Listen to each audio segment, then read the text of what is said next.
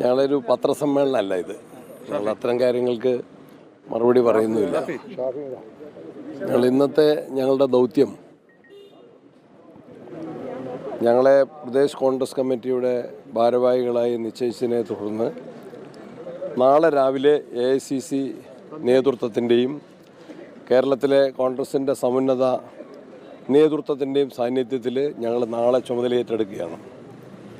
അതിൻ്റെ ഭാഗമായിട്ടാണ് ഇന്ന് രാവിലെ തൃശ്ശൂരിൽ ബഹുമാനായ മുൻ മുഖ്യമന്ത്രി K. കരുണാകരൻ്റെ സ്മൃതി മണ്ഡപത്തിലും പിന്നീട് ഉച്ചയോടുകൂടി പുതുപ്പള്ളിയിൽ ജനകീയനായ ഉമ്മൻചാണ്ടി സാറിൻ്റെ ശവകുടീരത്തിലും ഞങ്ങൾ പുഷ്പാർച്ചന നടത്തി അനുഗ്രഹം തേടി. ഇവിടെ ഇപ്പോൾ കേരളത്തിൻ്റെ പ്രിയങ്കരനും ബഹുമാന്യനുമായിരുന്ന മുൻ മുഖ്യമന്ത്രി R. ശങ്കർ അദ്ദേഹത്തിൻ്റെ സ്മൃതി മണ്ഡപത്തിൽ ഞങ്ങൾ എത്തിയിരിക്കുകയാണ്. ഈ മൺമറഞ്ഞുപോയ നേതാക്കന്മാരെല്ലാം ഇന്ത്യൻ നാഷണൽ കോൺഗ്രസിൻ്റെ ആദർശ ലക്ഷ്യങ്ങളെ മുറുകെ പിടിച്ചുകൊണ്ട് ഭരണരംഗത്ത് മികവ് തെളിയിച്ച കേരളത്തിൻ്റെ വികസനത്തിന് അടിത്തറ പാകിയ കോൺഗ്രസ് നേതാക്കന്മാരാണ്.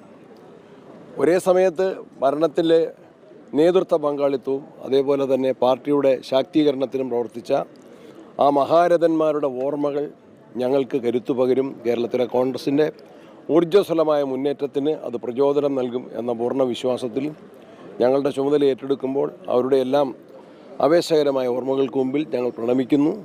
അത് ഞങ്ങളെ കൂടുതൽ കരുത്തുറ്റതാക്കും എന്ന പൂർണ്ണ വിശ്വാസമുണ്ട്. R. ശങ്കർ അത്തരത്തിൽ ഏറെ തലയെടുപ്പുള്ള കേരളത്തിലെ കോൺഗ്രസിൻ്റെ നേതാവായിരുന്നു. അദ്ദേഹത്തിൻ്റെ ഓർമ്മകൾക്ക് മുമ്പിൽ ഞങ്ങൾ ശിരസ്സ് നമിക്കുന്നു.